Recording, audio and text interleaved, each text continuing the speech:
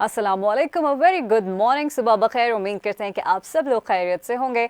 T morning के साथ मैं हूं महर। कैसे हैं जनाब? उम्मीद करती हूं कि आप सब लोग खैरियत से होंगे।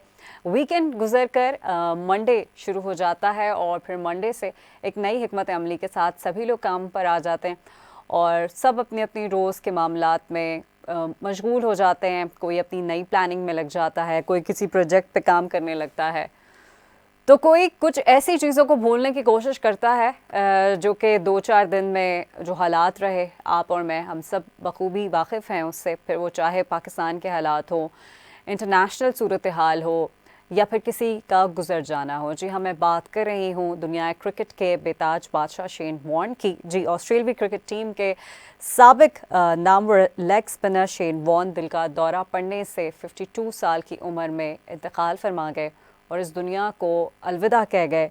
लेकिन जाते जाते ये एक ऐसा खला छोड़ गए हैं जो हम सब के लिए एक लम्हा फ़िक्रिया है। ऐसे बड़े बड़े नाम अचानक से जब चले जाते हैं तो लोग अपने दिल को थाम कर बैठ जाते हैं और वो ये सोचते हैं कि किसी को कुछ पता नहीं है कौन कब चला जाए और कौन किस अदा से इस दुनिया को रुखसत कर जाए। लेकिन वही बात कि सबको जाना है, जो आया है उसको इस दुनिया से जाना है। हम पूरी सिचुएशन को अगर देखते हैं शेन वॉर्न की, तो इनका इंतकाल थाईलैंड के जजीरे पर हुआ। दिल की तकलीफ़ में ये मुब्तला थे, सीने का दर्द भी था इनको, सीने की तकलीफ़ बहुत थी जिसका इलाज भी चल रहा था। और उनके विला में हमने देखा कि वो बेहोशी की हालत में पाए गए। डॉक्टर्स की जानिब से उन्हें बचाने की बहुत कोशिश की गई लेकिन वो कामयाब नहीं हो सके उसमें। शेन वॉर्न का शुमार जनाब दुनिया क्रिकेट के बेहतरीन क्रिकेटर्स में होता था और उन्होंने टेस्ट में तकरीबन 708 हम देखते हैं कि वनडे में उन्होंने तकरीबन 300 के करीब विकेटें हासिल की। ऑस्ट्रेलियाई लेजेंड ने तकरीबन 145 टेस्ट और 184 वनडे मैचेस में ऑस्ट्रेलिया की नुमाइंदगी की और 15 साल टेस्ट करियर में उन्होंने तकरीबन 3145 रन्स भी बनाए। ये अचीवमेंट हमें हमेशा याद रहेंगी। लेकिन जहाँ तक शेन वॉर्न की बात है, बहुत सारी चीज़ें सामने आ रही हैं।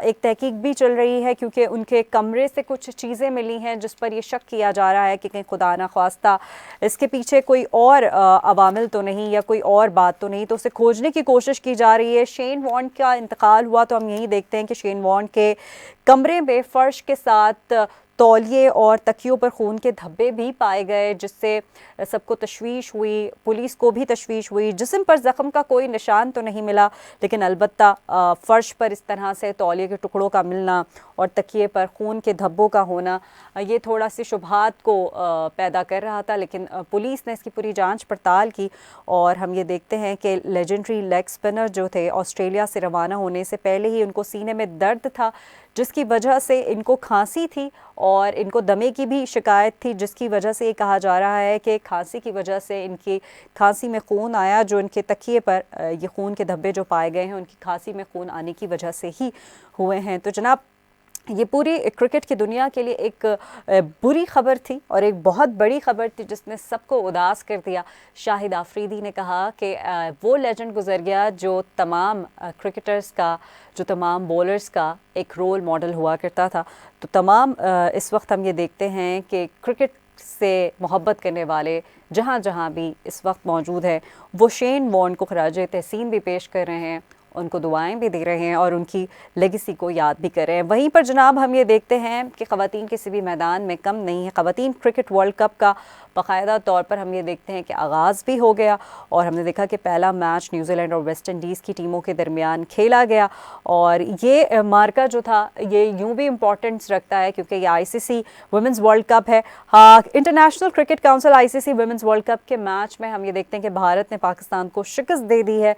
जनूबी अफ्रीका में हमने देखा कि ये खेल खेला गया, दोनों ही टीम बड़ी ही स्ट्रॉन्ग है। हमारी पाकिस्तानी टीम भी बड़ी स्ट्रॉन्ग थी, भारतीय टीम भी बहुत स्ट्रॉन्ग है, दोनों ने अच्छा परफॉर्म करने की कोशिश की। वहीं पर हम ये देखते हैं कि मैच में इंडियन वुमेंस टीम ने टॉस जीतकर पहले बैटिंग का फैसला किया। शायद अगरचे वो बैटिंग का फैसला नहीं करते और हमें बैटिंग का पहले मौका मिल जाता तो सिचुएशन कुछ और होती, लेकिन क्योंकि उन्होंने अक्लमंदी का मुजाहिरा करते हुए टॉस जीता और फिर टॉस के बाद खुद ही बैटिंग की और मुकर्रर 50 ओवर में 7 7 विकेटों के नुकसान पर 244 रन बनाए और पाकिस्तानी टीम को जीत के लिए 245 रन का हदफ दिया। उसके मुकाबले हम ये देखते हैं भारतीय बॉलर्स की तबाहकुन बॉलिंग के आगे पाकिस्तानी बैटिंग हम ये देखते हैं कि कहीं पर स्टैंड नहीं कर पाई और रेत की तरह जैसे हाथ से निकल जाता है ना सब कुछ, उस तरह से ऐसा हुआ है कि ये मैच रेत की तरह हाथ से निकल गया और भारत के 245 रन के ताक़ुब में पाकिस्तान वुमेंस टीम 137 रन ही बना सकी है। और हम ये भी देखते हैं कि भारत की जो बल्लेबाज पूजा वास्त्राकार है, उन्होंने तकरीबन 70 के लगभग रन्स बनाकर इसमें नुमाया किरदार अदा किया। पाकिस्तान की जानिब से अगर हम वुमेंस क्रिकेटर्स का जिक्र करते हैं, देखिए वैसे तो ख़वातीन का मैदान में खेलना ही एक बड़ी बात होती है, लेकिन फिर अगर आप आईसीसी वर्ल्ड कप खेल रहे हों तो वज़न ज़्यादा हो जाता है जिम्मेदारियों का। तो पाकिस्तान की जानिब से नशरा सिंधु सबसे कामयाब बॉलर रहीं, जिन्होंने 10 ओवर में 36 रन के एवज़ 2 खिलाड़ियों को आउट किया, जबकि निदा डार ने 10 ओवर्स में 45 रन के एवज़ 2 विकेटें हासिल की। वहीं पर हम बात कर लेते हैं फातिमा सना की, अनम अमीन की और डयाना बेग ने भी एक एक खिलाड़ी को आउट किया। और टॉस के बाद बात करते हुए हम ये देखते हैं कि कौमी क्रिकेटर टीम की जो कैप्टन है बिस्मा मारूफ, उन्होंने कहा कि वो टॉस जीत जाती तो भी फील्डिंग का ही इंतखाब करती। भारतीय टीम की कप्तान मिताली राज का कहना था कि विकेट बैटिंग के लिए अच्छी है और बड़े टोटल से मुखालिफ टीम पर दबाव बढ़ गया था।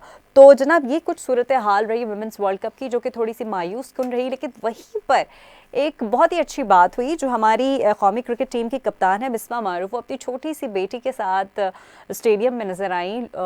सोशल मीडिया पर उनकी इस वायरल वीडियो और वायरल तस्वीर को बहुत ज़्यादा पसंद किया गया। मरियम नवाज़ साहिबा ने भी एक ट्वीट किया जिसमें बिस्मा मारूफ को उन्होंने शाबाश दी, बड़ा हौसला बढ़ाया और उन्होंने कहा कि ये बड़ी ताकतवर तस्वीर है क्योंकि बिस्मा अपनी बेटी को गोद में लिए हुए हैं और सब उनके इर्द गिर्द हैं और बहुत उनको प्लॉट कर रहे हैं, अप्रिशिएट कर रहे हैं और बहुत ही क्यूट सा एक जेस्चर है बिस्मा और उनकी बेटी का, जिसको सोशल मीडिया पर बहुत ज़्यादा अप्रिशिएट किया जा रहा है। तो जनाब ये पूरी सूरत हाल रही है वुमेंस वर्ल्ड कप की। वहीं पर सोशल मीडिया की अगर हम बात करते हैं जनाब, सोशल मीडिया हमारे इस वक्त बड़ा ही कोई एक ताकतवर एक वेपन है, अपनी आप आवाज़ को वहाँ पर उठा सकते हैं। वहीं पर हम ये देखते हैं कि वज़ीर-ए-आज़म इमरान खान साहब का कल एक बड़ा जलसा हुआ। जब जलसा हुआ तो उन्होंने बहुत बड़ी बड़ी बातें की, अपोजिशन को आड़े हाथों लिया, बहुत सारी ऐसी बातें, ऐसी तल्ख बातें की और ऐसी बातें जो शायद आवाम को थोड़ी नागवार गुजरी, इसीलिए आवाम ने सोशल मीडिया पर उस पर रिस्पॉन्ड किया और उसका जो टाइटल अवाम ने रखा वो था गिरती हुई दीवार। वो सुना होगा ना आपने, गिरती हुई दीवारों को एक धक्का और दो। तो वज़ीर-ए-आज़म इमरान खान की हुकूमत को अब आवाम ये समझ रही है कि ये गिरती हुई दीवार है और बस इसको एक धक्का दरकार होगा और फिर इस हुकूमत को टाटा बाय बाय कहना होगा। वहीं पर इमरान खान साहब ने जो भी बातें कहीं उस पर लोगों ने अपनी राय का इजहार किया। किसी ने कहा कि जो भी बातें हुई हैं वो बिल्कुल किसी काम की नहीं है, अब इस हुकूमत को चले जाना चाहिए।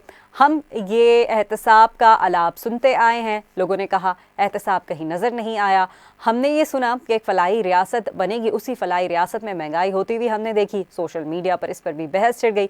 वहीं पर कुछ लोगों ने सोशल मीडिया पर अदम एतमाद की जो तहरीक चलने वाली है, जो शुरू होने वाली है, उसको भी सपोर्ट करते हुए नजर आए। किसी ने कहा मौलाना फजल रहमान साहब आ रहे हैं, किसी ने कहा पीपल्स पार्टी आ रही है, किसी ने कहा नून लीग कम बैक करेगी। तो ये तमाम मिली जुली सिचुएशन सोशल मीडिया पर नजर आई। लेकिन अगर हम बात करें cut the long story short, तो मैं यही कहूँगी कि सबने कहा कि गिरती हुई दीवार है, इसको एक धक्का और देंगे तो ये गिर जाएगी। यानी कि जो इमरान खान साहब की हुकूमत है अब उसको चले जाना चाहिए क्योंकि बहुत ज़्यादा नुकसान हो गया है। वहीं पर लोगों ने बड़ा ही प्रचार किया, इमरान खान साहब ने जो खिताब किया और उसमें जो बड़ी बड़ी बातें की उस पर लोगों ने रिस्पॉन्ड करते हुए कहा कि हम कब तक सुनेंगे कि महंगाई कम होगी, कब बेरोज़गारी कम होगी, कब महंगाई कम होगी। उन्होंने कहा हमें सल्यूशन चाहिए, अगर सल्यूशन नहीं है तो हम गिरती हुई दीवार को एक धक्का और दें ताकि ये दीवार जल्दी से गिर जाए। वहीं पर लोगों ने कहा कि फ़लाई रियासत की बात करते हुए पीटीआई को अब शर्म आनी चाहिए क्योंकि जिस तरह से महंगाई की जा रही है, पेट्रोल, बिजली और तमाम खाने पीने की अशियाओं को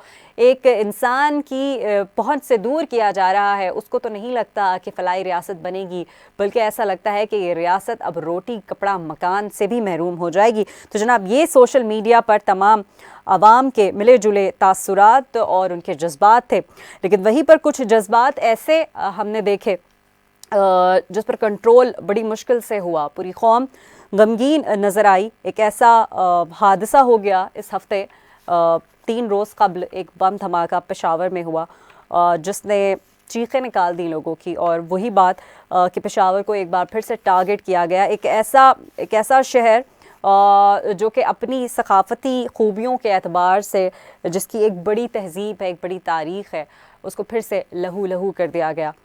जुम्मतुल मुबारक का सूरज तुलू होता है जनाब, और हम ये देखते हैं कि दुआओं के एक हिसार में अपनी माएँ अपने प्यारों को, बहनें अपने भाइयों को, जब घर से बावजू होकर अल्लाह के घर की तरफ ये तमाम लोग नमाज के लिए रवाना होते हैं, दिल में ये मकसद लिए कि अपने रब की बारगाह में उस पाक परवरदिगार आलम के हुजूर, जिसके कब्ज़ा कुदरत में सब कुछ है, पेश होकर अपने ईमान का सबूत दे सकेंगे।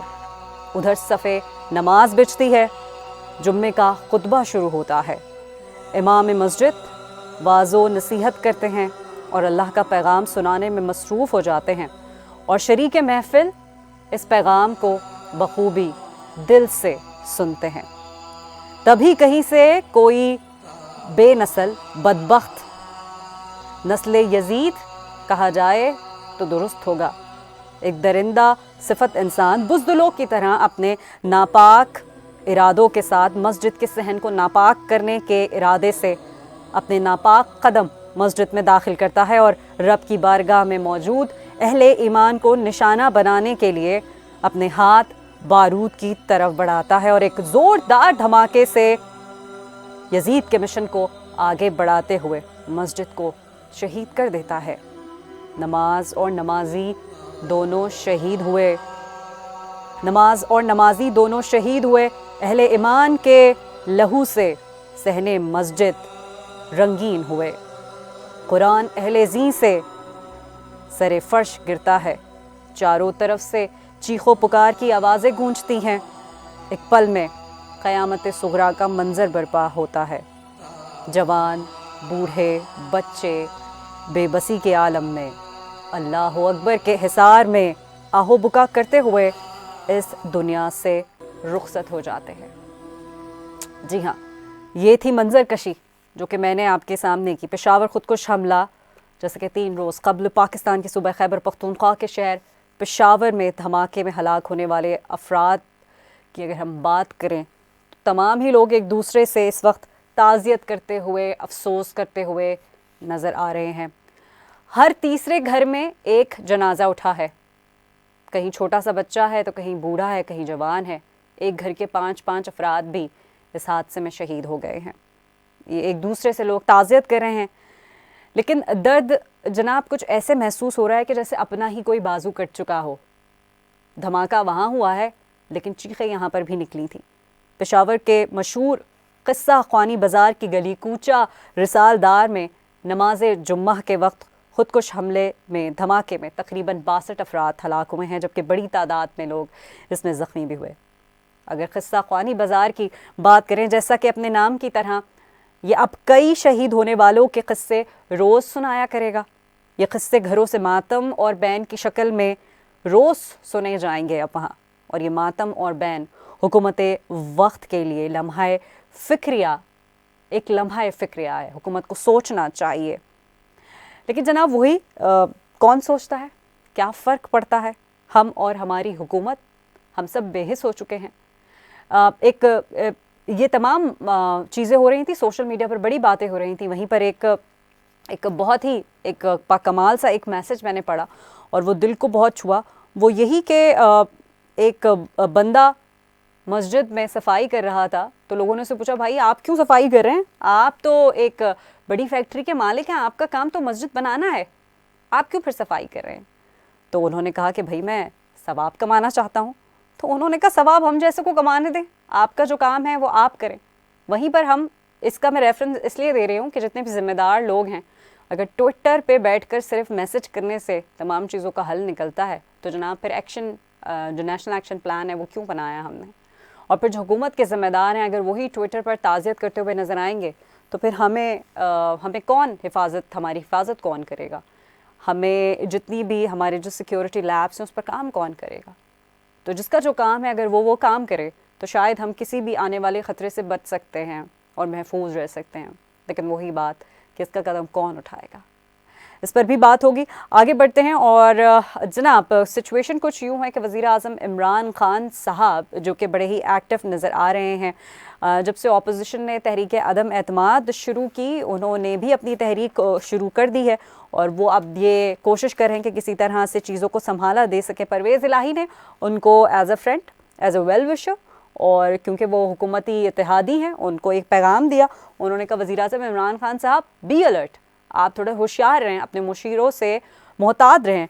उन्होंने कहा कि वज़ीर आज़म इमरान खान साहब को चाहिए कि उनके इर्द गिर्द जो लोग हैं उनको जो मशवरे दे रहे हैं वो उनकी बातों पर कान ना धरें, बहुत फूक फूक के कदम उठाएं इस वक्त। और साथ ही उन्होंने कहा कि इश्तिहारात मीडिया के ख़िलाफ़ इस्तेमाल नहीं होने चाहिए और उन्होंने कहा कि वज़ीर आज़म फ़ैसले पर नज़रसानी करें और अपने तमाम मुशीरों से वो थोड़ा सा फ़ासला रखें। फ़ासले का मतलब ये नहीं कि उनसे मिले जुले नहीं, उनकी जो बातें हैं वो सुने और फिर बहुत देख कर सोच विचार करके उस पर अपना कदम उठाएं। पीटीआई के हवाले से हम ये देखते हैं कि परवेज़ इलाही ने अपनी एक गुड जेस्चर का तो सबूत दिया है, लेकिन वज़ीर आज़म इमरान खान साहब के लिए इस तरह का मशवरा देना, क्या वज़ीर आज़म इमरान खान साहब को वाकई में अपने मुशीरों से मोहतात रहना चाहिए? क्या उनके आसपास ही ऐसे कुछ लोग हैं जो उनको गलत गाइड करें? हम ये देखते हैं कि मुस्लिम लीग ख़ाफ़ के जो रहनुमा हैं और स्पीकर पंजाब असम्बली चौधरी परवेज़ इलाही ने कहा है कि वज़ीर आज़म से मेरी ये दरख्वास्त है, दिली दरख्वास्त है, उन्होंने रिक्वेस्ट की है कि वो अपने मुशीरों से जो है मोहतात रहें।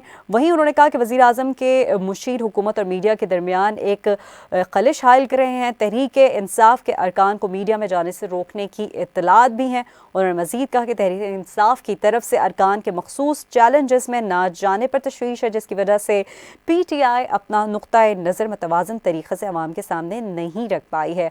परवेज़ इलाही साहब ने यह भी कहा कि आज़ादी इजहार राय जमहूरियत का हुस्न है, जैसा कि हम सब ये बचपन से जानते हैं कि जहाँ पर कुछ ना बने वहाँ पर जमहूरियत का नारा लगाकर कूद जाइए। वज़ीर आज़म और पार्टी क़यादत हम ये देखते हैं कि फ़ैसले पर नज़रसानी की दरख्वास्त करते हुए उन्होंने अपना जिसे कहते हैं दिल से एडवाइस उनको कर दी है। उन्होंने कहा कि चंद अखबार और मीडिया हाउसेस के इश्तिहारात बंद करने पर भी तशवीश है। इश्तिहारात पर पाबंदी बज़ाहिर पैका ऑर्डिनेंस के तनाज़ुर में लगाई गई है, जबकि सरकारी इश्तिहारात को मखसूस अखबारात और चैनल को निशाना बनाने के लिए इस्तेमाल नहीं किया जाना चाहिए। साथ ही स्पीकर पंजाब असम्बली ने कहा कि मुझे हैरानगी है कि तहरीक इंसाफ की तरफ से मीडिया हाउसेस को क्यों निशाना बनाया जा रहा है और वज़ीर आज़म ने मुझे मीडिया हाउस और हुकूमत में पैका ऑर्डिनेंस से मुतालिक मामला सुलझाने का टास्क दिया है।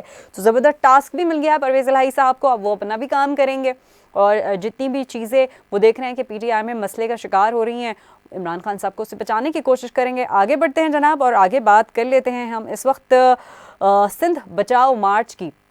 जी हाँ, पीटीआई की जानिब से ये सिंध हुकूक मार्च किया गया। सिंध के हुकूक को बचाना है और सिंध के हुकूक को वापस पाना है, ये नारा लगाते हुए नज़र आए इस पूरे मार्च में हमें शाह महमूद कुरैशी साहब और उनका साथ देते हुए नज़र आए अली जैदी साहब।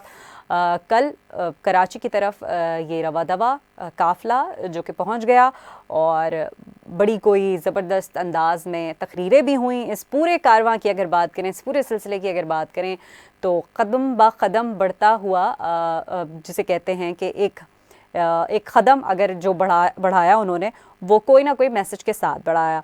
शाह महमूद कुरैशी साहब कहते हैं कि सिंध को जोड़ने आए हैं और तीर को तोड़ने आए हैं। बड़ा मुश्किल टास्क ले लिया है शाह महमूद कुरैशी साहब ने, क्योंकि तीर को तोड़ने आए हैं लेकिन तीर वाले भी निकल पड़े हैं पीटीआई के अगेंस्ट, तो ये भी देखना है कि ये कैसे होगा। उन्होंने कहा कि बुत गिराने आए हैं, बुत गिरा के जाएंगे। पीटीआई का सिंध बचाओ मार्च कराची पहुंचा और शाह महमूद कुरैशी ने अपना जोशीला खिताब किया और बोले कि आवाम का पैसा है तिजोरियों में जो चला गया है। अली जैदी ने कहा कि चार्टर ऑफ डिमांड पेश कर दिया है, अहम ऐलान भी कर दिया है और साथ ही साथ अचानक से जब वो खिताब कर रहे थे, लोगों को अपनी राय से आगाह कर रहे थे, तो उन्होंने कहा भाई ये खुशखबरी है।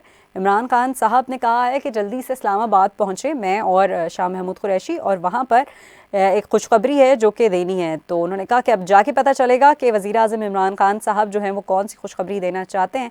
अब लोगों को भी इंतज़ार है कि कौन सी खुशखबरी है जिसके लिए फ़ौरी तौर पर उनको आने को कहा गया। लेट्स सी कि क्या होता है। और दूसरी तरफ ये देखते हैं कि सिंध बचाओ मार्च जारी था, वहीं पर बिलावल भुट्टो ज़रदारी साहब का भी लॉन्ग मार्च भी जारी था। वहीं पर जनाब जहां पर पीपल्स पार्टी का लॉन्ग मार्च रवां दवां था, रास्ते में बहुत सारे लोग मिल जाते हैं, फिर उसी कारवां का हिस्सा भी बन जाते हैं। तो चलते चलते यूं ही बिलावल भुट्टो जरदारी को भी कोई मिल गया। जी हाँ, नदीम अफजल चंद साहब की मैं बात कर रही हूँ। नदीम अफजल चंद साहब जो कि PTI के एक बड़े इम्पॉर्टेंट एक हिस्सा समझे जाते, उन्होंने पीपल्स पार्टी में शमूलियत इख्तियार कर ली। और जब इस सवाल को पूछा गया शाह महमूद कुरैशी साहब से, अली जैदी साहब से, तो शाह महमूद कुरैशी साहब ने कहा कि मुझे बड़ा अफसोस है कि नदीम अफजल साहब चले गए। वो एक सच्चे इंसान हैं और उनके हाथ भी साफ़ हैं और वो जो भी बोलते हैं वो सही बोलते हैं और बड़े ही खुले दिमाग के आदमी हैं और जो भी बोलते हैं वो उनके अल्फाज में सच होता है। तो उन्होंने कहा ठीक है, हमें अफसोस है कि वो चले गए। लेकिन वहीं पर इस अफसोस को सेलिब्रेट किया है बिलावल भुट्टो जरदारी ने। बिलावल भुट्टो जरदारी साहब ने कहा कि मुझे तो बड़ी खुशी हुई कि नदीम अफजल साहब ने हमें फिर से शामिल हो गए हैं हमारी पार्टी में। और जबकि नदीम अफजल चंद साहब का ये कहना था कि मैंने PTI को चुना, ये मेरा गलत फैसला था और अब मैं वापस अपने घर में आ गया हूँ। इस पर हम बात कर लेते हैं। हमारे साथ मौजूद हैं सीमा अनवर, PTI की रहनुमा। थैंक यू सो मच आपके वक्त का। Good morning. जी अस्सलाम वालेकुम। अस्सलाम वालेकुम, कैसी हैं आप? जी फाइन अल्हम्दुलिल्लाह। अच्छा, क्योंकि सियासत हम लोग सुबह सुबह चाय पीते हैं गरम गरम, लेकिन इस वक्त पूरी सियासत को अगर हम देखें तो वो बड़ी गर्मा गर्म चल रही है। आप पीपल्स पार्टी की बात कर लें, लॉन्ग मार्च हो रहा है, फिर वहीं पर सिंध हुकूक मार्च हुआ, फिर वज़ीर आज़म इमरान खान साहब का कल खिताब, ये तमाम गर्मा गर्मी हो रही है। आप कैसे देखती हैं? सियासत में इतना गर्मा गर्मी हो जाए तो फिर चीज़ें समझ में नहीं आती। देखिए, एक तो ये है कि क्योंकि इलेक्शन के बस अब ऑलमोस्ट 1 साल ही है बाकी, तो उसमें जाहिर बात है जूं जूं इलेक्शन करीब आता जाएगा ये गर्मा गर्मी बढ़ती जाएगी। और दूसरी काफी सारी बातें आपने की, अफजल चंद साहब की भी बात की। देखिए, उनका इक्तिसादी हक है, ठीक है, वो चले गए, इसमें तो कोई शक नहीं है। और ये कसूरी ने पार्टी छोड़ी, आज वो कहीं नजर ही नहीं आती। तो जो सियासी अपना बैकग्राउंड मजबूत रखते हैं वो कभी इस तरह की पार्टियों को बार बार चेंज नहीं करते, वो एक जगह पे स्टेबल रहते हैं। एनी हाउ जी, उनकी मर्जी है, चले गए हैं, डेफिनेटली एक अफसोस की बात है, मगर मेरा ख्याल है कि शायद वो अब वहां भी स्टेबल ना हो पाए। सही। लेकिन खबरें तो ये भी हैं कि PTI के बहुत सारे लोग भी इधर उधर आ रहे हैं, जा रहे हैं, तो इसमें कितनी सच्चाई है? दो बातें हैं। एक तो वही बात जो मैंने पहले की कि इलेक्शन जब करीब होते हैं तो इस तरह की हरकतें शुरू हो जाती हैं, जो आपको पता है मोस्टली बदलते रहते हैं पार्टी, वो स्टेबल नहीं होते। दूसरी अहम बात ये है कि जो ये लॉन्ग मार्च कर रहे हैं, अगर ये इतने ही सच्चे थे और ये इतना ही कहते हैं जी पार्टी हमारे मेंबर्स पूरे हैं, तो क्यों नहीं फिर पार्लियामेंट में बैठ के इन्होंने डिसीजन कर लिया? ये क्यों इस तरह का ढोंग रचा रहे हैं बाहर निकल कर? तो वो तो बड़ा आसान वे था, अगर इनके पास मेंबर्स पूरे हैं, बैठे पार्लियामेंट में और फैसला करें। तो ये सब ढकोसले हैं, आपको भी पता है कि ये क्या करना चाहते हैं, जस्ट अपने आप को बचाने के लिए ये सब हुल्लड़बाजी हो रही है। गुजरांवाला में कल इनका देखने वाला था खिताब, बिलावल साहब के कितने लोग थे, मैंने आपको एक वीडियो भी सेंड की है, आप मेरे ख्याल अगर वो ऑन एयर कर देती हैं तो आपको आइडिया हो जाएगा, जो इनके अंदर जलसे के अंदर से लोगों ने ली हैं। अच्छा, तो ये डेफिनेटली वहां तक जाएंगे, इस्लामाबाद तक तो वैसे ही खत्म हो जाएंगे। दूसरा, एक बात ध्यान में रखिए कि जब भी कोई तहरीक चलती है उसके लिए आपको जज्बे की जरूरत होती है या अवाम की साथ की जरूरत होती है। यहाँ प्रॉब्लम यह है कि दोनों चीजें ही नहीं है। तो ना इनके पास जज्बा है कि 90 डेज क्या 9 डेज बैठ के दिखा दें वहां पर, तो ये दमखम सारा इनका वहां तक जाते वैसे ही खत्म हो जाना है। ठीक। अच्छा, लेकिन ठीक है, आप जो कह रही हैं बिल्कुल दुरुस्त है, लेकिन इन हालात में किसी और पोल में जंप करना कितना रिस्की है? फिर वो चाहे PTI हो, पीपल्स पार्टी हो या इधर उधर की और जितनी पार्टीज हैं वो हो। डेफिनेटली, मैंने तो पहले ही कहा है कि जब इलेक्शन करीब होते हैं तो फिर इस तरह की हरकतें स्टार्ट हो जाती हैं। तो बेशक ये जितने मर्जी जंप लगाएं पोल में, मसला ये है कि मैंने आपको पहले अर्ज की है कि पार्लियामेंटेरियन सिर्फ उनकी इज्जत रह जाती है जो स्टेबल होते हैं, जो धड़ेबाजियां एक ही धड़े पे काम करते हैं और उसी के साथ जीते मरते हैं। इज्जत भी उन्हीं की है और वो अपनी पार्टी में फिर अहम रोल भी प्ले करते हैं। इस तरह आना जाना तो फिर कईयों का लगा रहता है। अच्छा, कादिर मंदुखैल साहब ने कल एक बड़ा इंकशाफ किया, वो कहते हैं आमिर लियाकत साहब ही पीपल्स पार्टी ज्वाइन कर रहे हैं। देखिए, वही बात मैंने आपसे की ना कि जी उनकी जो मर्जी है, वैसे भी लियाकत साहब ने जितने स्टंट पैदा कर दिए हैं वो तो मेरा ख्याल है कि ना ही हमारी पार्टी में रहें तो बेहतर है। तो ये इनका मर्जी है जी, जहाँ जाएं जहाँ आए, ये बस ये ज़हन में रखिए कि ना इन लोगों की कोई इज्जत रह जाती है, ना फिर इन लोगों के पास कोई स्टेबल ओहदा रह जाता है। सही। तो अगरचे इज्जत नहीं रहती और इस तरह की अगर आप बोल रही हैं कि आप अपना एक हैसियत खो देते हैं, अपनी एक वक़्त खो देते हैं, तो दूसरी पार्टी पर कैसे ये कबूल कर लेती है? अब नदीम अफजल चंद साहब जब पीटीआई में शामिल हुए तो उनका एक एजेंडा अलग था, अब ये बातें कुछ और कर रहे हैं, ये कह रहे हैं मेरा फैसला ही गलत था, मैं तो कभी था ही नहीं पीटीआई का। तो ये तो वो क्या कहें बेचारे, मुझे ये बताएं। यही कहेंगे ना। तो अपने आप को फेस सेविंग भी तो करनी है, तो फेस सेविंग के लिए कोई भी इस तरह की बातें कर सकता है, या ये सियासत है, यहाँ इस तरह की बातें चलती हैं। अच्छा सही है, यानी कि जब कोई दूसरी पार्टी बदल लेता है तो वो बेचारा हो जाता है। बेचारा हो जाता है, मेरी भी हमदर्दियां उसके साथ है। अच्छा ठीक है, अच्छा शुक्र करेंगे बेचारा होता है, अल्लाह को प्यारा नहीं हो रहा। बस सीमा साहबा, थोड़ी सी हम बात कर लेते हैं, जो हादसा हुआ पेशावर का वो हम सब के लिए बड़ा ही अफसोसनाक है। ऐसे हालात में जब हम ये देखते हैं कि नेशनल एक्शन प्लान पर काम हो रहा हो, वहीं पर ऑस्ट्रेलवी टीम भी यहाँ पर मौजूद है, फिर OIC का इजलास भी होना है, ये तमाम टाइमिंग, थोड़ी सी टाइमिंग पे हम बात करते हैं, इन हालात में ये होना, क्या हुकूमत को पहले से इसकी खबर नहीं थी? हाँ, नहीं, हुकूमत अलर्ट तो थी जी, लेकिन बस पता नहीं चलता कि किस वक्त क्या हादसा हो जाता है। आपको पता ही है कि नेशनल एक्शन प्लान में काश पिछले दौर में उन तमाम नुकात पर अमल हो जाता तो आज शायद हमें ये धमाका भी ना देखना पड़ता।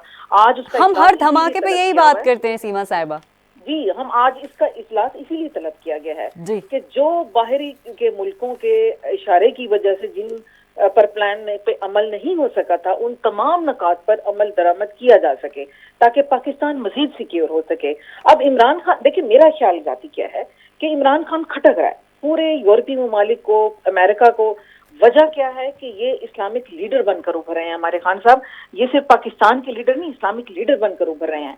आज ये जो आप ये जलसे जुलूस भी देख रहे हैं PDF के, इसकी वजह भी यही है कि इनको सपोर्ट मिल रही है उन ममालिक की, इनको ये ऐसे नहीं बाहर निकले। तो ये मेरा ख्याल है कि इनको फाइनेंशियली, इनको थपकी, इनको सब कुछ मिल रहा है कि हाँ जी खड़े हो जाइए इमरान खान के खिलाफ, क्योंकि अब बाहर के ममालिक जो अमेरिका और यूरोपियन कंट्रीज हैं उनको भी खान साहब अपनी आंखों में खटक रहे हैं। सही। अच्छा, लेकिन क्या 15 अगस्त के बाद खदशा नहीं था? क्या इमरान खान साहब को शेख रशीद साहब से पूछना नहीं चाहिए इन चीजों के बारे में? धमाका हो गया या जो भी। बिल्कुल, आज का इजलास भी इसीलिए बुलाया गया है। डेफिनेटली उसकी इंक्वायरी होगी और वो क्यों हुआ, कैसे हुआ, डेफिनेटली उस पर बात की जाएगी और कमेटी भी बैठी गई हमेशा की तरह से, तो उन पर मुकम्मल तौर पर इस पर ट्रस्ट किया जा सकता है, ऐसी बात नहीं है। इंशाल्लाह बहुत जल्द देखेंगे कि मुजरिम कैफे किरदार तक पहुंचेंगे। अच्छा, हमारी हुकूमत में बहुत कम हुआ है। सीमा साहबा, ये तो आप भी जानते हैं, अगर बहैसियत कौम के एक फ़र्द की हैसियत से बात करूं तो कैफे किरदार तक पहुंच जाएंगे, ये हो जाएगा, वो हो जाएगा।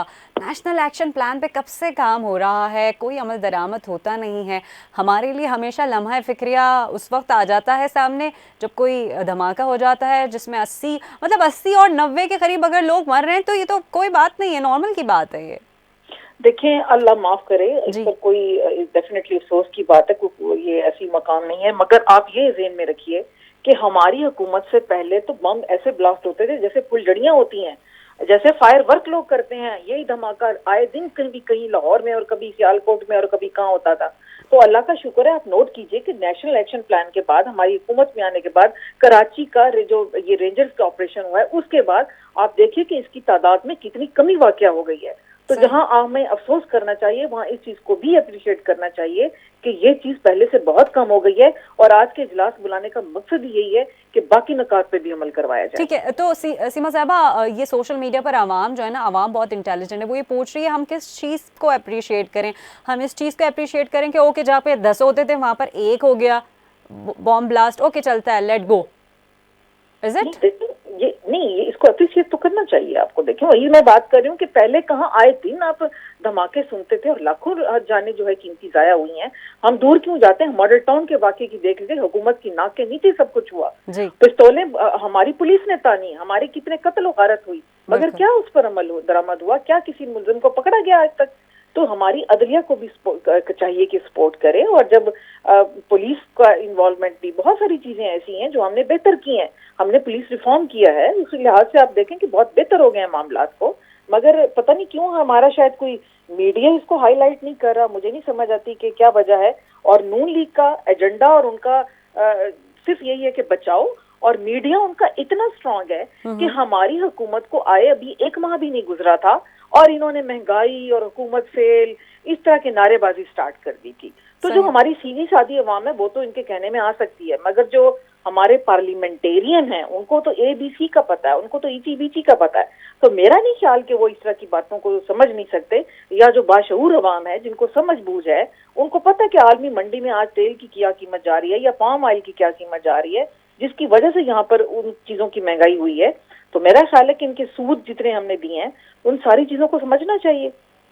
सही। अच्छा सीमा साहबा, हम ये देखते हैं कि इस वक्त अदम एतमाद की जो तहरीक है वो ज़ोरों शोर से जारी है। खुर्शीद शाह ये कहते हैं कि पीपल्स पार्टी 9 या 8 मार्च को अदम इसका बाकायदा तौर पर अनाउंसमेंट कर देगी। आपको लगता है कि वाकई इनके नंबर पूरे हो गए? नहीं जी, वही तो मैं आपको अर्ज कर रही हूँ कि अगर इनके नंबर पूरे होते तो ये यहाँ खड़े होके बगले ना बजाते, ये पार्लियामेंट में ही बैठ के डिसीजन कर लेते। इनके मेंबर्स पूरे नहीं हैं तो यहाँ करना शौक से करें। इन्होंने तो पिछले 1 साल से ये तहरीक स्टार्ट की हुई है, कोई तहरीक आज की इनकी चली हुई है।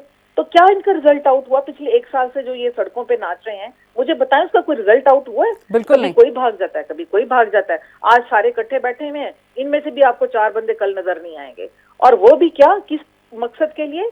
अपने करप्शन छुपाने के लिए। उस वजीर आजम जिसकी आज तक करप्शन का कोई एक जरा नहीं आपने देखा ना सुना, उसके ऊपर इल्जामबाजी कर रहे हैं कि जो खुद करप्शन से भरे हुए, और उन पर ये इल्जामबाजी करके ये खड़े हो गए सारे। आज ये सब मिलकर भी हमारा PTI का मुकाबला नहीं कर सकते। अफसोस की बात तो ये है कि ये सारे मिलके 2 साल तक भी सड़कों पे खड़े रहे ना, ये फिर भी PTI का मुकाबला नहीं कर सकते। सही, लेकिन सच होता है। हाँ, लेकिन हम ये देखते हैं कि वहीं पर परवेज इलाही PTI को बड़े मशवरे दे रहे हैं। आपको लगता है कि PTI को मशवरों की जरूरत है अभी भी स्टिल? देखिए, 2 बातें हैं। मशवरे की जरूरत तो शायद हम हर जगह पर ही, हर इंसान को ही होती है। पार्टी और सियासत में तो इस चीज को बहुत ज्यादा देखा जाता है। ये और बात है कि मर्जी आप अपनी करें, बेशक जो आपको बेहतर लगता है, बट क्योंकि हमारा इल्हाक है काफ लीग के साथ, तो मेरा ख्याल है कि जरूर मशवरा देना चाहिए, एक टेबल पे बैठ के बात करनी चाहिए। मैं तो ये कहूंगी कि अपोजिशन भी बैठकर हमारे साथ टेबल पे बात करे। वो किस जगह पर कहाँ हमारे पॉइंट्स, वीक पॉइंट देख रही है, कहाँ उनको लगा कि हम गलत हैं, प्रॉपर तरीके से बात की जाए। खाली ये बात करके कि महंगाई, करप्शन, फलाना सिलेक्टेड, ये क्या बातें हुई? ये कौन सी मुल्क की सियासत खेल रहे हैं? ये तो पाकिस्तान को बर्बाद करने वाली बातें कर रहे हैं। बैठ के टेबल टॉक करें, पार्लियामेंट में बात करें, लेजिस्लेशन पे आए, जो चीजें करने वाली हैं वो करनी चाहिए इनको। मगर इनमें शायद इतना शऊर ही नहीं है, जस्ट हंगामाबाजी और उलटबाजी। वो मौलाना फजलुर रहमान जो अपने घर का नहीं हो सका, वो मुल्क की सियासत करेगा? सही। अच्छा, चौधरी बरादरान के दरवाजे पर बहुत सारे लोग गए, बड़ी बड़ी ऑफर्स भी की उनको और बड़ी खुशामद भी की। चौधरी बरादरान साहब तो अपनी जगह से टस से मस नहीं हुए, लेकिन वहीं पर हम ये देखते हैं कि जो हुकूमत के अभी अरकान हैं, जो कि जिन्हें मजबूत पिलर माना जा रहा था, वो अलग हो रहे हैं। ऐसे में तो ये कितना बड़ा एक आप देखती हैं कोलैप्स है PTI के लिए, और इसे मानते भी कोलैप है या नहीं? हमारा कौन सा ऐसा मजबूत पिलर आपने देखा जो बाहर चला गया? आप अगर अफजल चंद की बात करें, ऑपोजिशन कहती है, बहुत सारे ऐसे लोग हैं जो उनसे राब्ते कर रहे हैं। बहुत कुछ कहती है अपोजिशन, तो ये भी कहती है कि एक सीमा साहब कुछ तो उसमें सच्चाई होगी ना। नदीम अफजल साहब भी आ गए, फिर आमिर लियाकत साहब की भी बातें आ रही हैं, 2-4 और भी नाम मंजर आम पर आए। मैं आपसे अर्ज कर रही हूँ कि इलेक्शन क्योंकि करीब हैं, तो अब ये इधर उधर घूमेंगे कि कौन सी पार्टी हमें किस ओहदे की ऑफर करती है तो हम उसकी तरफ जाएं। ये सब मतलब मफाद पर टोला होता है इस तरह का। ये इनको हम कोई स्टेबल सियासतदान नहीं कहेंगे, इनका राइट है, जहां मर्जी जाएं। मगर ये है कि ये नहीं आप कह सकते कि हमारे कोई मजबूत पिलर गिर गए हैं। हमारे मजबूत पिलर अल्हम्दुलिल्लाह आज भी वहीं खड़े हुए हैं, और हमारा सबसे मजबूत पिलर है हमारा वर्कर, PTI का वर्कर, जो बिल्कुल जान भी सड़क पे खड़े होकर देने के लिए तैयार है, जिसकी वजह से हमारी तहरीक कामयाब हुई। तो ये उनकी नकल करेंगे। इनके पास तो उस तरह के, मैं समझती हूँ कि हमारे आम वर्कर के अगर साथ खड़ा कर देते तो इनका पूरा एक लीडर भी खड़ा नहीं हो सकता। इनकी तो ये हालात हैं। अच्छा, जहांगीर तरीन साहब से भी राब्ता हुआ, वो भी एक मजबूत पिलर थे PTI के, तो क्या अभी क्या उनकी क्या स्टेटस है, क्या सिचुएशन है?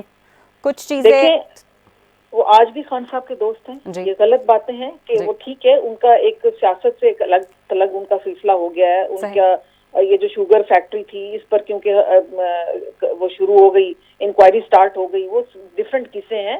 मगर ऐसा नहीं है कि वो पहले भी पीटीआई में कोई खास ओहदा नहीं रखते थे और ना ही वो कोई उनके बेटों ने इलेक्शन लड़ा था, खुद तो उन्होंने भी नहीं किया था। उसके बाद ये कि आज भी खान साहब के दोस्त हैं, हम हमारे वर्कर आज भी उनसे मिलते हैं, तो कोई ऐसा मजबूत पिलर नहीं गिरा हमारा। हमारे जो वर्कर हैं, हमारे जो लीडर थे, वो आज भी उन्हीं के साथ खड़े हैं। अगर जो गए हैं तो वो लोग गए हैं जो डिफरेंट पार्टी से आए थे, वो हमारा हिस्सा थे ही नहीं कभी।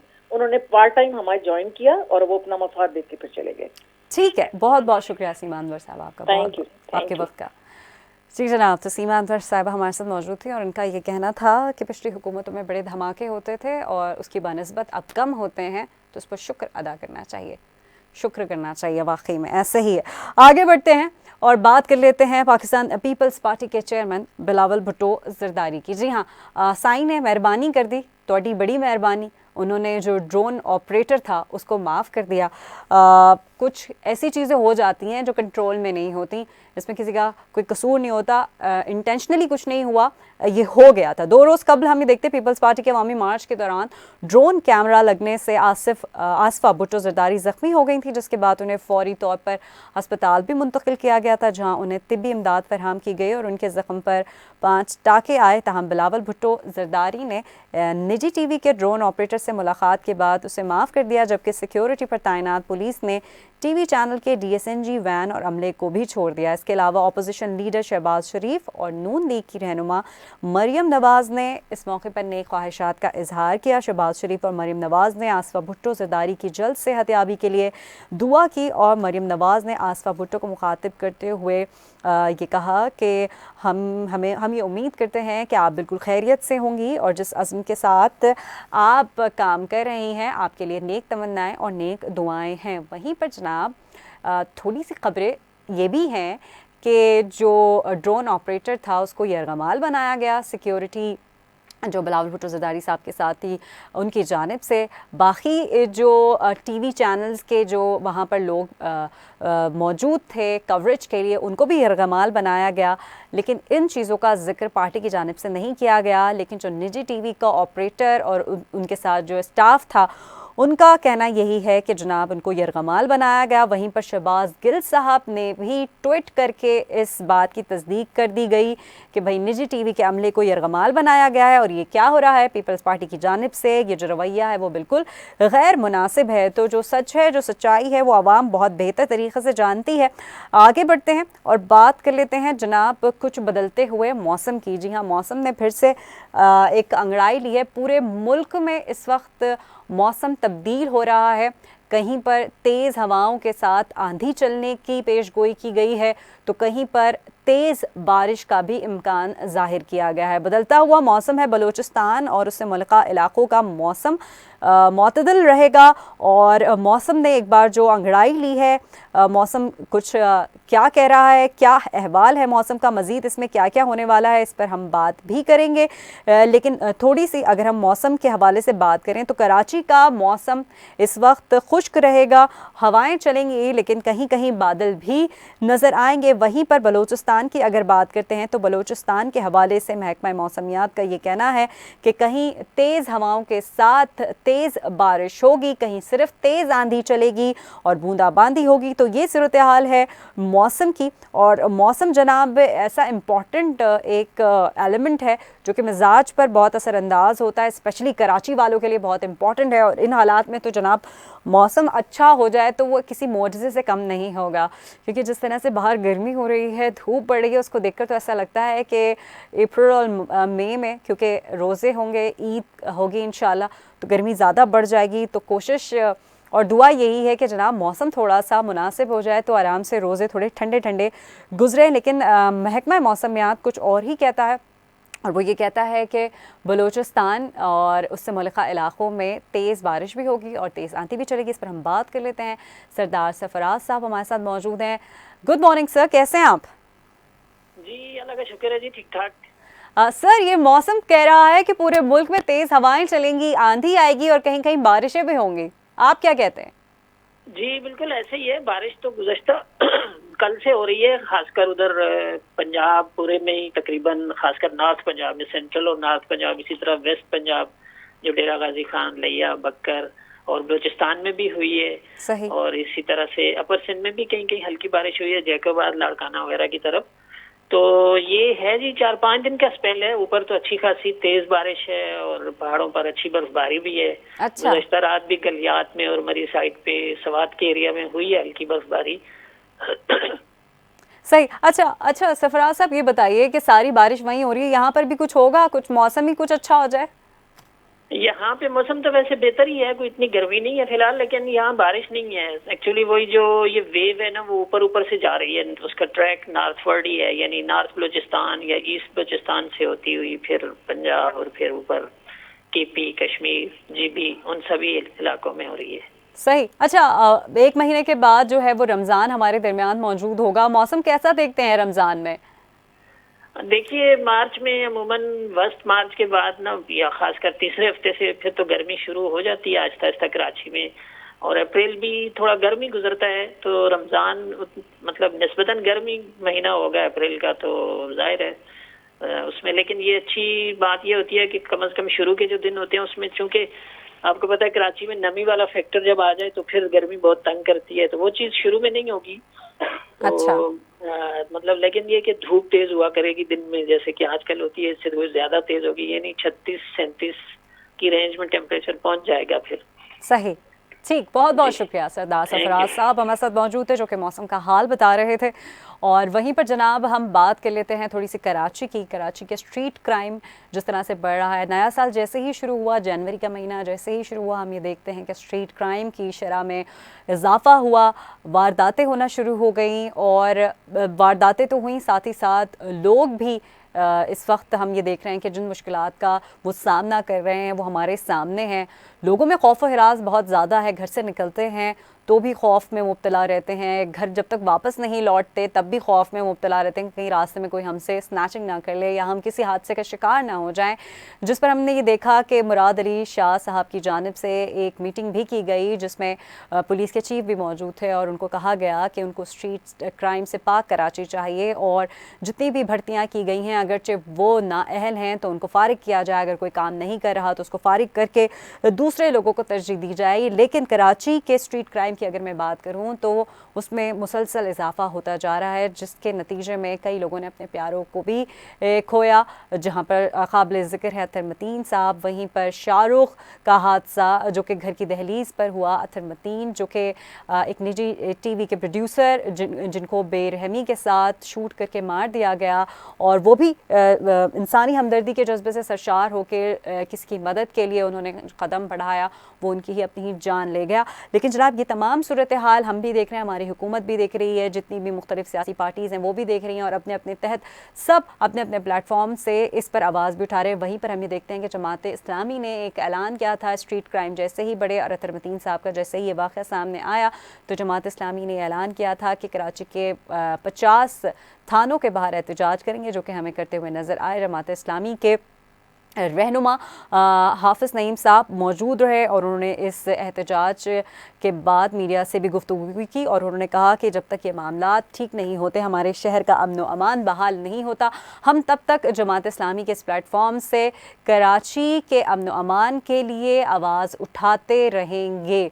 और उन्होंने साथ ही साथ ये भी कहा कि जितने भी ये क्राइम होते आए हैं या चोरियां हो रही हैं, चाहे वो मोटरसाइकिल चोरी हो रही हो या किसी के घर में डकैती हो रही हो या फिर सरेआम किसी को लूटा जा रहा हो, इसकी पूरी जांच पड़ताल करनी चाहिए। वहीं पर कुछ दिन पहले हमने ये देखा कि जब स्ट्रीट क्राइम बहुत ज़्यादा बढ़ गया था और शहर में डाकू दनाते हुए फिर रहे थे, वहीं पर पुलिस चीफ की जानिब से ये कहा गया था कि तकरीबन लगभग 7,500 के करीब जो क्रिमिनल्स हैं वो इस वक्त सड़कों पर मौजूद हैं और पुलिस को भी पता होता है कि उनके इलाके में जो क्राइम हो रहा है, क्राइम करने वाले कहाँ से आते हैं, कहाँ गायब हो जाते हैं और उनका पूरा ये गैंग, उसको वो पूरा उनको पता होता है प्रॉपर कि कहाँ से ये चीज़ें कंट्रोल हो रही हैं। उसके बावजूद अगर पुलिस इस पर एक्शन नहीं लेती तो पुलिस की कारकर्दगी पर ये एक बड़ा ही सवाल है। वहीं पर जनाब हम ये देखते हैं कि मुख्तलिफ ऑपरेशंस भी हुए जिसमें पुलिस के ही अहलकार कुछ चीज़ों में इन्वॉल्व नज़र आए, उनको भी अरेस्ट किया गया। फिर उसके बाद हम ये देखते हैं कि मुराद अली शाह साहब की जानिब से ये बयान भी सामने आया कि भाई ये जितनी भी कारकर्दगियाँ हैं, जो कारकर्दगी हो रही है जिस जानिब से भी हो रही है, पुलिस को चाहिए कि इसको सही तरीके से देखे। इस पर हम बात कर लेते हैं। लियाकत बलोच साहब हमारे साथ मौजूद हैं। थैंक यू सो मच आपके वक्त का। कल जमात इस्लामी की जानिब से धरना और स्ट्रीट क्राइम को रोकने के लिए ये जो मुहिम है, इसे आप कैसे देखते हैं? जी बिस्मिल्लाहिर्रहमानिर्रहीम, बहुत शुक्रिया। देखें, इस वक्त तो अमलन पूरे मुल्क में वफाकी हुकूमत या सूबाई हुकूमतों की कोई रिट नहीं है और अजब एक तमाशा लगा हुआ है कि वफाक की हुकूमत सूबाई हुकूमत के खिलाफ एहतजाज कर रही है। सही। और सिंध हुकूमत जो है कि वो वफाक के खिलाफ एहतजाज कर रही है। अवाम का कोई पुरसान हाल नहीं है। जमात इस्लामी ने इसलिए पूरे मुल्क में मुसलसल एक एहतजाज का सिलसिला जारी रखा हुआ है। आम आदमी जो है कि वो महंगाई, बेरोजगारी, अफरात ज़र, पैदावारी लागत जो बढ़ गई और बिजली, गैस और टैक्सेस का जो एक भरमार है, उसके लिए जिंदगी गुजारना उसके लिए नामुमकिन हो गया है। फिर सबसे बढ़ के जो है कि वो स्ट्रीट क्राइम जो है वो शिद्दत अख्तियार कर गया है। कराची में तो एक हौलनाक सूरत हाल है और इसी तरह बड़े शहरों की भी यही सूरत हाल है। हम तो पूरे मुल्क में जाते हैं कि लाहौर है, रावलपिंडी है, हत्ता कि इस्लामाबाद है या इसी तरीके से बाकी जो बड़े शहर हैं, हर जगह स्ट्रीट क्राइम ने जो है कि लोगों की जिंदगी अजीरन कर दी है। बिल्कुल ऐसे है। तो अमलन जो है कि जब हुकूमतें अवाम को जान, माल, इज्जत का तहफ़्फ़ुज़ न दे सकें, उनको खुशहाली न दे सकें और उनके मसाइल ना हल कर सकें, तो फिर उन्हें क्या हक है कि वो इक़्तिदार से चिमटे रहें। सही। इमरान खान साहब तो तब्दीली के नारे से आए थे और एक बड़ा इनकलाब बर्पा उनको करना था। तो जब वो नहीं अमल कर सके और डिलीवर नहीं कर सके और नाकाम और नाअहल साबित हुए हैं, उनकी टीम ऐसी नहीं है कि जो मुल्क को मसाइल के गर्दाब से निकाल सके, तो फिर सियासत का, जमहूरियत का ये हुस्न होता है कि हुक्मरान अपनी गलती तस्लीम करें या ये समझ लें कि भी उनके पास टीम नहीं है। एक नई टीम की तश्कील के लिए अवाम से नए मैंडेट की सूरत नागुज़ीर हो गई है। तो या तो इमरान खान साहब खुद हिम्मत करें और मुल्क के अंदर एक नई तारीख तरतीब दें कि वो नहीं चल पा रहे तो अवाम से नया मैंडेट लें, वगरना दूसरी सूरत में जो अपोजिशन जमातें हैं, जो साबिक हुक्मरान जमातें हैं, उनके भी अपने ऐसे मफादात हैं कि जो बार बार अपोजिशन को, अवाम को वो मायूस कर रहे हैं। सही। इसलिए मैं समझता हूँ कि सूरत हाल इस कदर गंभीर हो गई है कि अदम एतमाद की तहरीक आए और कामयाब भी हो जाए, फिर भी ये निज़ाम और ये हुकूमत चलाना मुमकिन नहीं है। सही। असल ज़रूरत इस बात की है कि नेशनल लीडरशिप अपने जमहूरी रवैयों का इजहार करे और आगे बढ़े और इत्तफाक के राय पैदा करें और आइन के अंदर दिए हुए तरीक़ेकार के मुताबिक अवाम से नए मैंडेट के लिए राब्ता किया जाए। जमात इस्लामी अवाम के जज्बात की तर्जमानी कर रही है। कराची में भी 50 थानों के बाहर जो एहतजाजी मुजाहरे हैं वो इसीलिए हैं कि पुलिस को झंझोड़ा जाए, कानून नाफिज करने वाले अदारों को झंझोड़ा जाए कि वो अवाम पर डाका जनी खुद भी ना करें और डाकुओं से भी लोगों को महफूज रखें। जी। अच्छा लियाकत साहब, जैसे कि आपने जान माल के तहफ़्फ़ुज़ की बात की, आवाम ये समझती है कि पुलिस हमारी जान और माल का तहफ़्फ़ुज़ करने के लिए है, लेकिन हम वहीं देखते हैं कि पुलिस में जो काली भेड़ें हैं उससे ही आवाम को नुकसान पहुंच रहा है, तो इसका जवाब कौन देगा? देखें जी, पुलिस का निज़ाम तो फौजी हुकूमतों ने भी तबाह किया और सियासी हुकूमतों ने भी तबाह किया। सही। और सियासी हुकूमतों की और नुमाइंदगान की तरजीह होती है कि वो अपनी मर्जी के SHO लगाएं, अपनी मर्जी के SP लगाएं और जो है कभी चोर रास्तों के साथ भर्तियां कर दें। सही। और इसी तरह फिर जब तकर्रियां होती हैं, तकर्रियों के मौके पर भी जो है कि थाने बिकते हैं, अदालतें बिकती हैं और सर्कल बिकते हैं और जिसकी वजह से बिल आखिर वो शब खून अवाम पर ही मारा जाता है। सही। तो इसलिए मैं समझता हूँ कि पुलिस के निज़ाम को हुकूमतों ने एक सोचे समझे मंसूबे के साथ तबाह किया है, और जिसकी वजह से कानून नाफिज करने वाले अदारे अमलन मफलूज हैं। मैं पंजाब की मिसाल दूँ कि भी 3.5 साल के अंदर कई आईजीज बदल गए, कई चीफ सेक्रेटरीज बदल गए, और एक तबादलों का एक सुनामी है कि जो चलता रहता है। जब पुलिस में इस्तेकाम ना होगा, जब एडमिनिस्ट्रेशन में स्टेबिलिटी नहीं होगी, तो ये निज़ाम फिर चल नहीं सकता, और उससे मुतासिर तो आवाम ही होंगे। सही, ठीक, बहुत बहुत शुक्रिया लियाकत बलोच साहब, आपके वक्त का बहुत शुक्रिया। जनाब लियाकत बलोच साहब हमारे साथ मौजूद थे, और जिस तरह से उनका ये कहना था कि पुलिस के निज़ाम को बेहतर बनाना होगा और देखना होगा कि ये जो काली भेड़ें हैं इन तमाम चीज़ों को किस तरह से कोप अप कर पाएगा। अब जो सिंध हुकूमत इस वक्त हम ये देख रहे हैं कि एक तरफ तो जो पीपल्स पार्टी है, जो सिंध हुकूमत है, वो खुद ही लॉन्ग मार्च में मसरूफ़ है, वहीं पर जिस सिंध की वो बात कर रहे हैं, जिस सिंध के हुकूक की पासदारी की वो बातें कर रहे हैं, वहीं पर हम ये देख रहे हैं कि डाकू खुले आम घूमते हुए नज़र आ रहे हैं। वहीं पर जनाब क्योंकि आइंदा आने वाले दिन इबादत के दिन हैं, रमज़ान हमारे बीच में इंशाल्लाह मौजूद होगा कुछ एक ही महीने के बाद इंशाल्लाह। वहीं पर हम ये देखते हैं कि सऊदी अरब से एक अच्छी खबर आई है, और वो ये कि सोशल डिस्टेंसिंग का जो एक मामला था उसे अब ख़त्म कर दिया गया है। यानी कि जो कोरोना के हवाले से जो पाबंदियाँ थीं उनमें नरमी की गई हैं वज़ारत सऊदी हुकूमत की जानिब से, जिसमें नरमी का मतलब हरगिज़ ये नहीं है कि आप वहीं पर बेहतियाती शुरू कर दें। नरमी का मतलब ये कि जिस तरह से एक परसेप्शन हुआ था कि कोरोना के टाइम में बड़ा मुश्किल हो रहा था लोगों के लिए कि तमाम अरकान को अदा करना, अब उसमें बहुत ही रिलीफ दे दिया गया है। सऊदी हुकूमत की जानिब से कोरोना पाबंदियों में नरमी करते हुए करंतना और PCR टेस्ट की शराइत को ख़त्म कर दिया गया है। सऊदी अरब के सरकारी जो महकमा है उसकी जानिब से वज़ारत दाखिला ने सऊदी मुमलिकत में समाजी फासले जैसे इक़दाम को मुकम्मल तौर पर ख़त्म कर दिया है। हरमैन शरीफैन ट्विटर अकाउंट के मुताबिक रमज़ानुल मुबारक के दौरान मस्जिदुल हराम और मस्जिद नबवी अपनी मुकम्मल गुंजाइश के साथ खोल दी जाएगी, और दूसरी जानिब ज़ाहिरीन और आज़मीन के लिए कोरोना वायरस से बचाव की वैक्सीन लगवाना अब भी लाजिम होगा। इसके अलावा 5 साल से ज़ायद उम्र के वैक्सीनेटेड बच्चे भी हरमैन में दाखिल हो सकेंगे। अलबत्ता 5 साल से कम उम्र के बच्चों को मसाजिद के अहाते तक दाखिल होने की इजाज़त होगी। इसके अलावा मस्जिदुल हराम में नमाज की अदायगी और मस्जिद नबवी की ज़ियारत के लिए इजाज़त लेने की शराइत को ख़त्म कर दिया गया है। तो ये एक बड़ी अच्छी खबर है।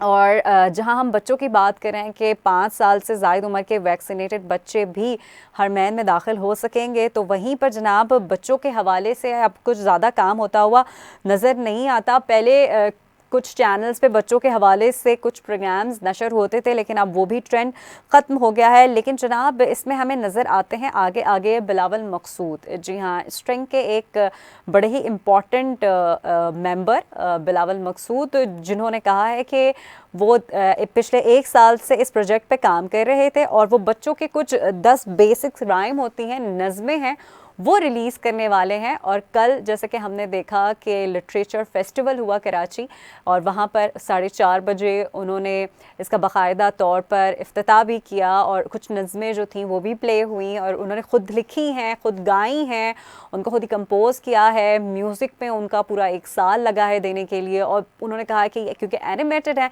तो बच्चे इससे ज़्यादा बड़े मज़े से एंजॉय करते हुए सुनेंगे। तो हम भी देखेंगे कि ये 10 बच्चों की जो बेसिक राइम्स हैं वो बिलाल मकसूद ने किस तरह से कंपोज की हैं।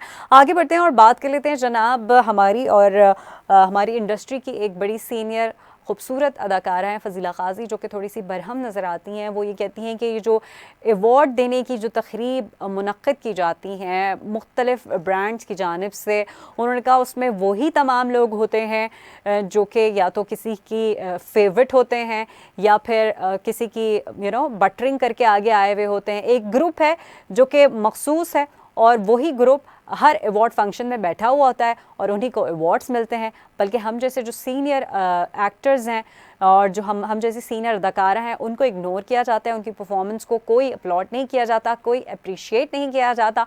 तो काफ़ी वो बरहम नज़र आई फजीला काजी, और इस पर जब उन्होंने ट्विटर पर अपना ये पैगाम जारी किया और सोशल मीडिया पर उनकी एक वीडियो भी वायरल हुई, उसके बाद उन्हीं की इंडस्ट्री से ताल्लुक़ रखने वाले बहुत सारे अदाकार और अदाकाराएँ सामने आए और उन्होंने भी अपना मौक़िफ़ बयान किया और उन्होंने कहा कि फ़ज़ीला क़ाज़ी बिल्कुल ठीक कह रही हैं, ऐसे ही है जनाब। एक पूरा एक प्रोपेगेंडा है, एक समझें कि कुछ मखसूस लोगों का एक पूरा टोला है जिनको सिर्फ बटरिंग करने पर अवार्ड मिलता है, लोगों के आगे पीछे होने पर अवार्ड मिलता है, जिनको एक्टिंग भी नहीं करनी आती सही से, जो कि एक्टिंग सीख रहे हैं, फिर उनको भी अवार्ड मिल जाता है। तो उनका ये कहना था कि फ़ज़ीला क़ाज़ी का कि इस हवाले से थोड़ा सा देखना चाहिए, किसी के साथ नाइंसाफ़ी नहीं होनी चाहिए और जो एक आपका स्टैंडर्ड है, अगरचे आप उस स्टैंडर्ड को आपसे मिलता है तो ठीक है, नहीं तो इस पर नज़रसानी करनी चाहिए। आगे बढ़ते हैं और बात कर लेते हैं जनाब आमिर लियाक़त साहब की। जी हाँ, शबान का महीना है, उसके बाद रमज़ान है, तो जैसे कि मुफ्ती मुनीबुर रहमान साहब रमज़ान में नज़र आते हैं, तो ये भी कुछ सालों से एक ट्रेंड है कि आमिर लियाक़त साहब भी रमज़ान में बहुत नज़र आते हैं। तो सवाल यही है कि आमिर लियाक़त साहब किस चैनल पे रमज़ान ट्रांसमिशन कर रहे हैं। तो उन्होंने अपने ख़यालात का इजहार किया। उन्होंने कहा कि जनाब अभी तक तो किसी टीवी पर रमज़ान ट्रांसमिशन करने का कोई हतमी फ़ैसला नहीं किया, लेकिन अभी कुछ पता नहीं है, हो सकता है हो भी जाए, हो सकता है ना भी हो। फिर एक साफ़ी ने उनसे सवाल कर लिया कि आपकी बेगम भी इसे होस्ट करती हुई नज़र आएंगी। तो उन्होंने कहा जी नहीं, बिल्कुल ऐसा नहीं है, ये गलत खबरें हैं, वो मेरे साथ ज़रूर मौजूद होंगी लेकिन हाँ होस्ट नहीं कर रही होंगी। तो खैर ये तमाम चीज़ उन्होंने बयान की और जो लोग ये चाहते हैं कि रमज़ान ट्रांसमिशन आमिर लियाक़त साहब करें तो उनके लिए पैगाम है। आगे बढ़ते हैं, जी हाँ आगे बढ़ते हैं और कुछ बात कर लेते हैं अच्छी। और अच्छी बात यह है कि कल एक नया दिन शुरू होगा। वीकेंड पे जो भी कुछ हुआ, इस पिछले हफ्ते में जो कुछ भी हुआ, बहुत अफसोस के साथ ये कहना पड़ रहा है कि कुछ लोग जो बहुत ही खूबसूरत थे वो इस दुनिया से चले गए, जिसमें शेन वॉर्न काबिल ज़िक्र हैं। प्रोग्राम का अख्तिताम शेन वॉर्न की लेगेसी को याद करते हुए और उन्होंने जितना भी क्रिकेट की दुनिया को अपना काम दिया, अपने एफर्ट दिए, अपना नाम दिया, उसको हम खराज तहसीन पेश करते हैं। ऑन दैट नोट मुझे और मेरी पूरी टीम को दीजिए इजाज़त, इस दुआ के साथ कि आप जहाँ रहेंगे खुश रहेंगे। खुदा हाफ़िज़।